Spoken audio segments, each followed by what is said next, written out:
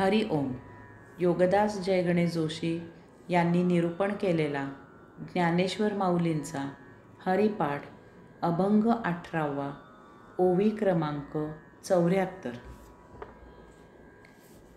ज्ञानदेवा गोडी हरिनामाची जोडी, रामकृष्णी आवडी सर्व काळ.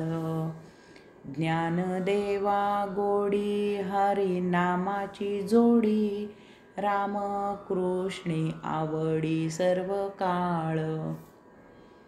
येथे अभंगाची सांगता करताना श्री ज्ञानेश्वर माऊली स्वतःची माहिती देत आहेत.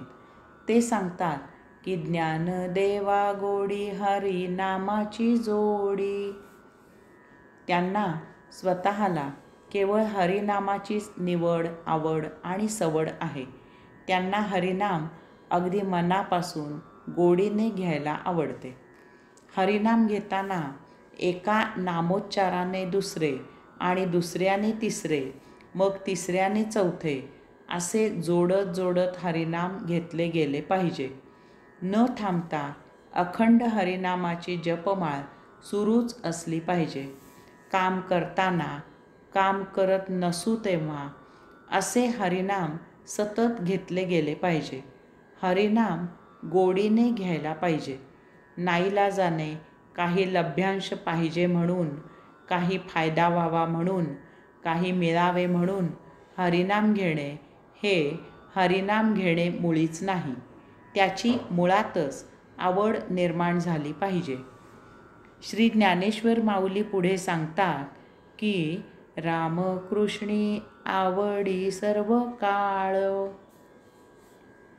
त्यांना रामकृष्ण असे म्हणायला सदा सर्वदा आवडते. ती एक प्रतिक्षिप्त क्रियाच झालेली आहे. त्यांना हरिपाठ मुद्दामहून ठरवून म्हणावा लागत नाही.